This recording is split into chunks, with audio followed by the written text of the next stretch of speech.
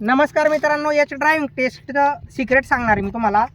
नेमकं कसं मारायचं असं. तर हे बघा, गाडी तुमची व्यवस्थित लागली पाहिजे.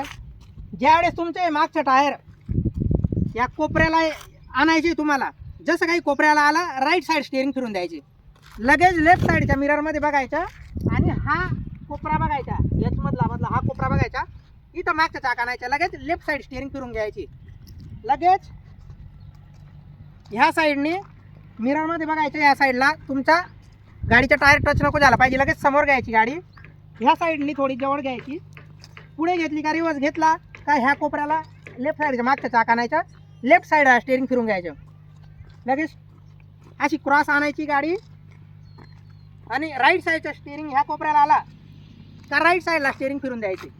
लगेच सरळ आणायची गाडी आणि त्या साईड मिररमध्ये बघायचं की तुमची गाडी टच होते का नाही, आणि लगेच मागे घेऊन परत पुढे सरळ घ्यायची. आणि टच पण झाली तर 1-2 मार्क जातो, पण तुम्हाला 10 पैकी 8 मार्क असे मिळू शकतात. त्याच्यामुळे ही ट्रायल द्यायची. बघा, मी तुम्हाला आता ट्रायल मारून दाखवतो.